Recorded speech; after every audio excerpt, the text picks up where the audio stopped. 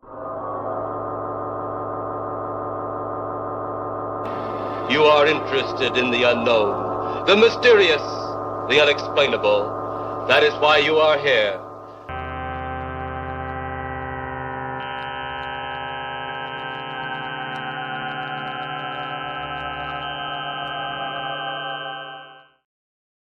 Hello. These are my United States of whatever. Welcome back, everybody. Remember when music was good? Hello, Jason, how you Jim. doing? Jason, how are you? I'm great. And today we are traveling to the 90s, but I think a time earlier than Liam Lynch. Yes. This was really the 80s. I mean, even technically, because I guess this was 1990, which is technically the 80s, right? Yeah, 1990. Yeah, it was kind of. I mean, I guess it depends on how some people count 90 as a part of the 80s. It's 81 to 90, etc. But anyway, oh my goodness, what a great collage you created here. Thanks. Sort of. Kinda. The one thing I thought was interesting is that they put an iPod in there, which it's like, wait, I think that came a little later. I don't think it was 1990. I don't think. Okay, yeah, I see it. Yeah, for sure. Yeah, that was second half of the 90s or even 2000s, maybe 2001. I want to say. Maybe one of our viewers. That is possible. That is a weird one, and I am not going to comment on Mandela released. Of course, that's controversial because you have the Mandela effect. Yes. So, which relates directly to that, Mandela being released from prison. But yeah, I don't remember what year Home Alone came out, but Home Alone VHS tapes definitely big in 1990. And that's the correct era. Yes, and Home Alone came out. Oh God, I remember.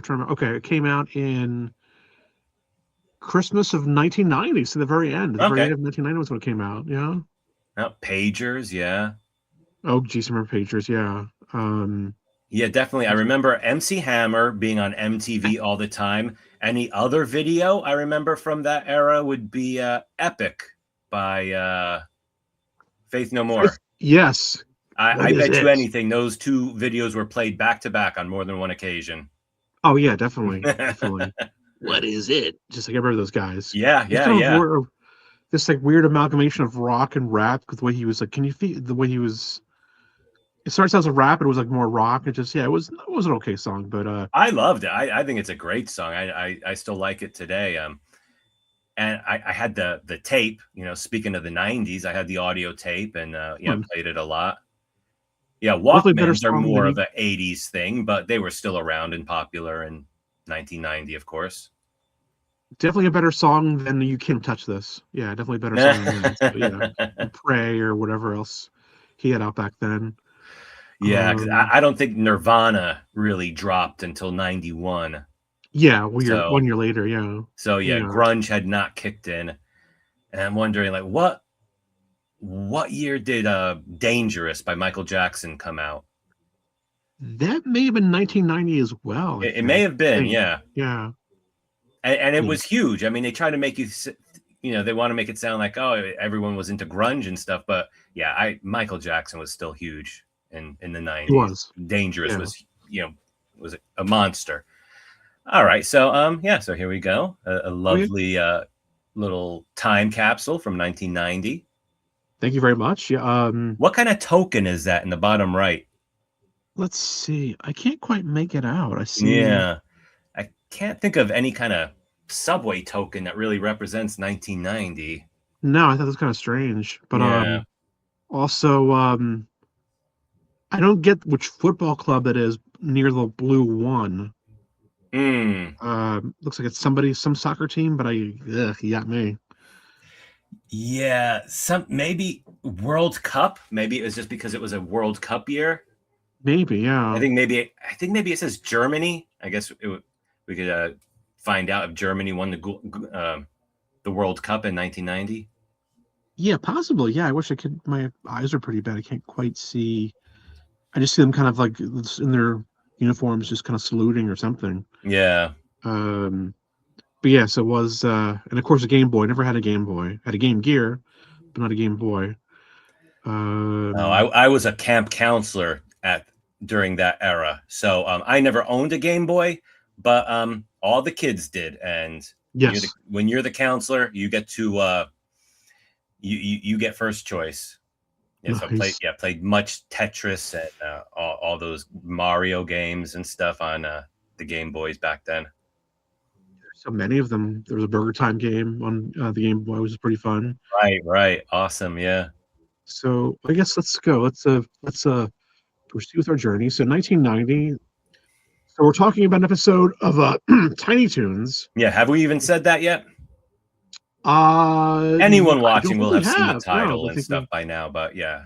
Yeah, but basically, yes. So it first debuted in September 1990 on Fox Kids, and let's see. So before 1990, most cartoons were either used as vehicles to sell toys, Mm-hmm. but also many of them were also kind of like PSAs, like especially He-Man. Like every episode at the end would say, "Now remember, kids, starting fires is bad, or Mm. drugs are bad, or alcohol is bad, and what have you." But I think in the 90s they kind of got.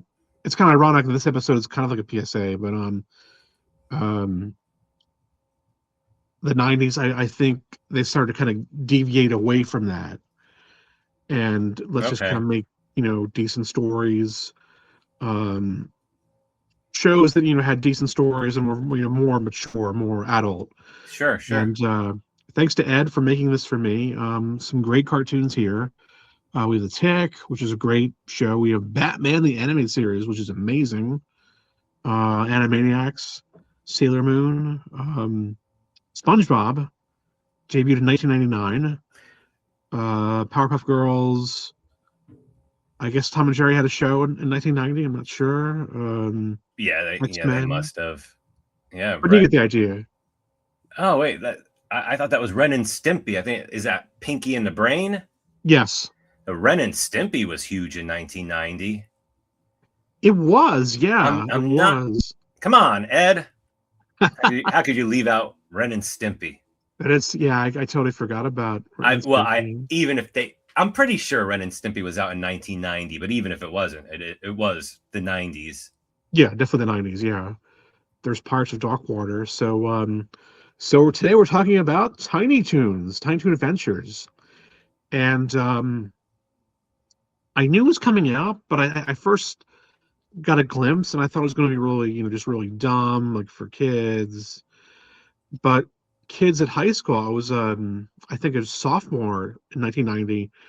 And a kid in class told me that said, no, it's actually really good. You should watch it. There's a lot of references that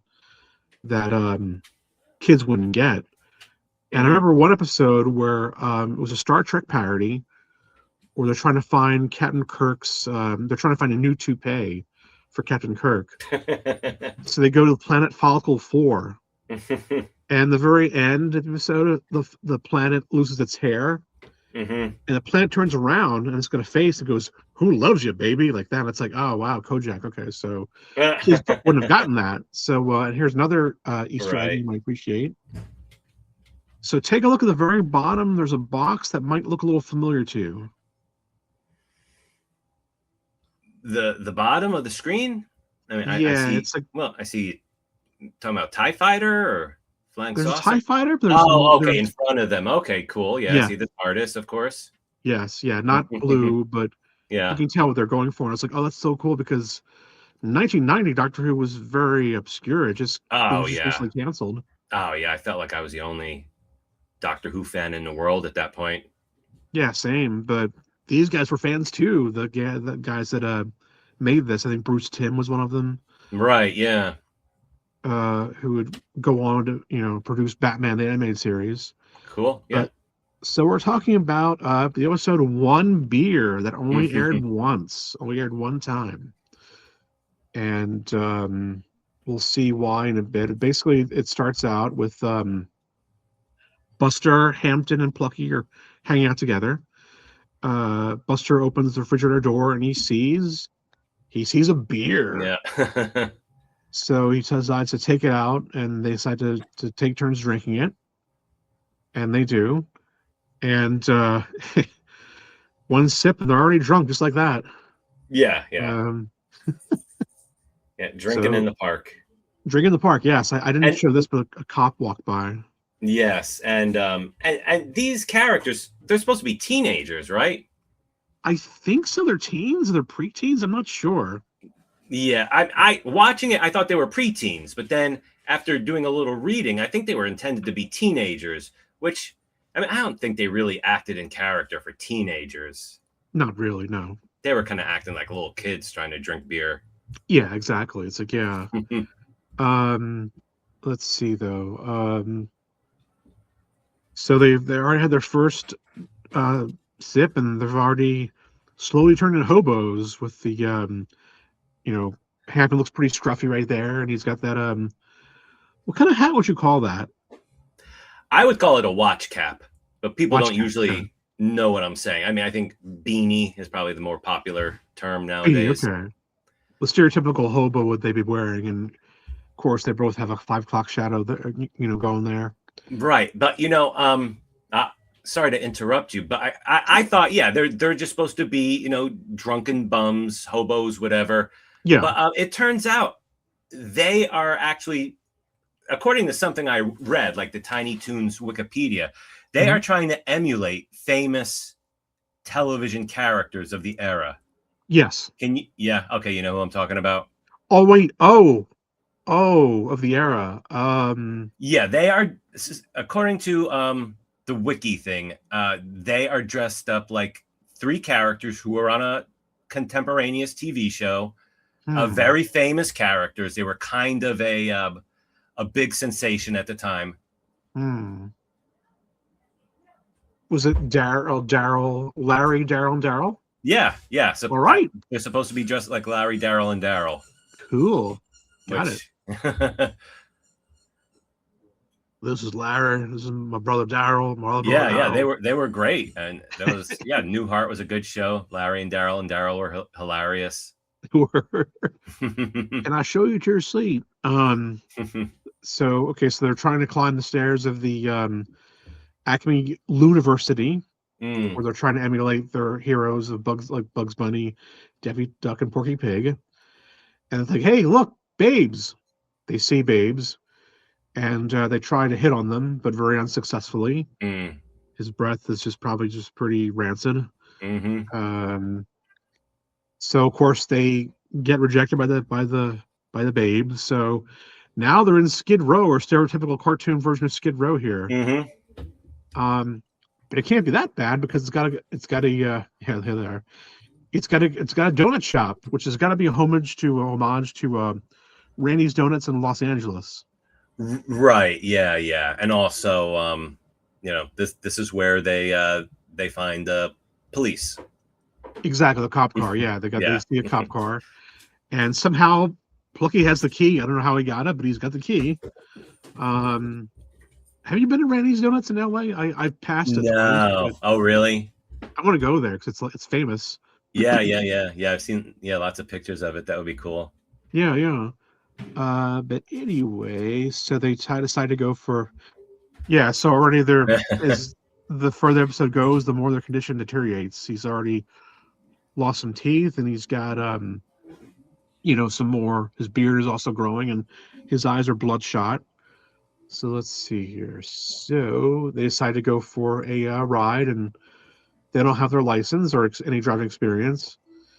And it puts the car in cruise control and decides to drive with his feet, his web feet. So they narrowly escape an Acme trash removal dump truck. They drive in the subway. They almost get hit by an oncoming subway car or train. And then they go to that really high mountain with the. I'm getting some Pee-wee's Adventure vibes here from that song. And of course, they drive really close to the edge. The guardrail's gone. They see a sign up ahead. danger road out ahead. It's like, well, that's not a good sign. They crash through the sign, they fall, and they fall some more. They fall until they just happen to land right at the foot of a tombstone, and they go right through the ground, and they die and go to heaven. And we find out that it was they're okay. They said, "Well, I think our job's done here. I think we hope the kids will understand the dangers of alcohol." And as they leave, Hannon says, we get to be actually funny next week, right?" So, but yeah, but I was just curious if this was an actual PSA or are they making fun of PSAs? I couldn't really tell which one because it's kind of, I've got one beer right here, and one beer won't quite do that to you. So, um, I'm not sure if it's kind of a satire on that PSAs or what this was.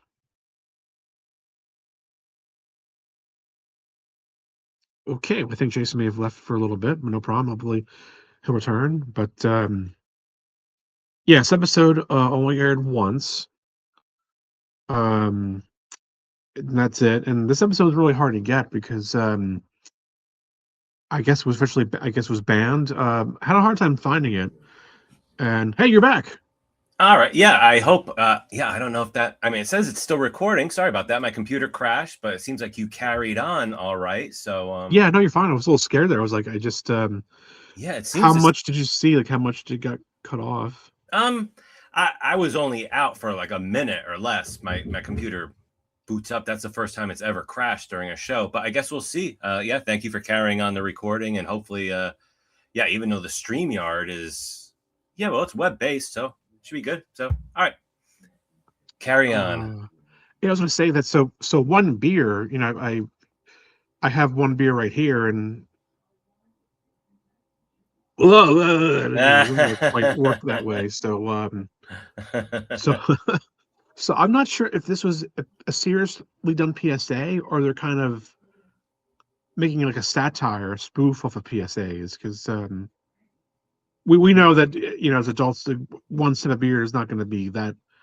I'm not saying kids should drink, underage kids should drink, but I don't think beer is quite that bad. I mean, it won't make you drop off a cliff or. Yeah, I think your cartoon animators, writers, etc. Yeah, they're not going to be people who are all that concerned about teenage drinking. I think this was meant to be funny, meant to be a joke. They added in enough, plausible deniability, saying how dangerous and serious the matter was and everything. But overall, I mean, they showed, drinking beer and drinking and driving to be a lot of fun, a lot of burping. I mean, all right, the girls weren't too crazy about it, but screw them. Who needs them when you're buzzed and you can just steal a cop car? So yeah, I mean, they definitely went to pains to say it's bad and dangerous and deadly, but I don't know. I think the actions showed otherwise. Yeah, because again, mentioned the '80s. So many cartoons had a moral to the story at the very end. Right. And I'm kind of glad that. Yeah, I know one of the guys. Do you know who Paul Dini is? I've heard the name. Yeah, so he worked on the show. Mm-hmm. And he worked before that. He worked on for Filmation that did Fed Albert and He-Man. Yeah. And he said regarding PSAs, he thought, I don't really think a show should apologize for really anything. I think they should just entertain. And I think in the '90s we saw more of that. Yeah, that's a good observation. That definitely could be, just making fun of the morals that other cartoons would end with. I'm also thinking like shows that like Cheers. Cheers would never end with like a moral, anyone learning a lesson or anything like that. Whereas, even sitcoms would have moments like that, a learning moment.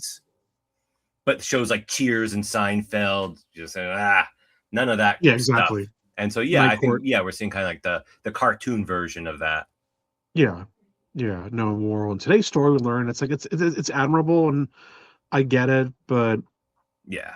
it's just I'm kind of glad that we kind of went away from that, because the '90s had some really great cartoons, and this was definitely one of them. And I mentioned also that this episode was hard to find for me because it only aired once. I don't know if it ever got released on DVD or home video, but the first copy I found was actually in Spanish, so it was actually a little hard to find. I did finally find it, but it was a little tricky.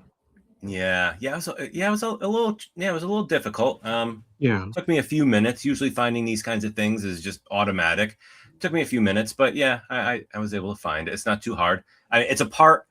What would have made it a lot easier for me is if I had understood it's a part of an episode. The overall title was Elephants, oh, Elephant elephant. Dilemma, Elephant Situation, Yes, something. that's right. Yeah. So if you look for that, it's easier to find. Oh, and also this is interesting. So there's a section on YouTube where you can buy the episodes, but you can't buy this one. It's not on there at all. Okay. It goes episode 1, 2, 3, 4, and 6. Oh, okay. 5 is just totally gone. It's like, so it's like, Yeah, So I've noticed while researching this, there is some discrepancy. Some people say it was banned. Other people are like, it wasn't really banned.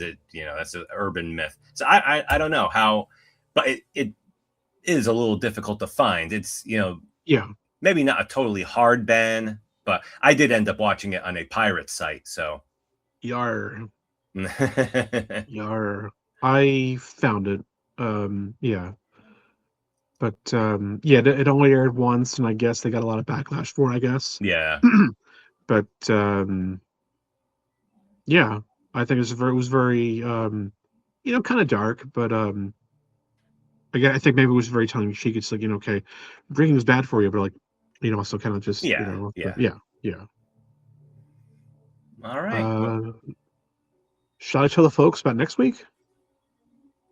Sure. All right, so we're covering another series going back to the '80s, covering a series called The Mysterious Cities of Gold. So watch out for that.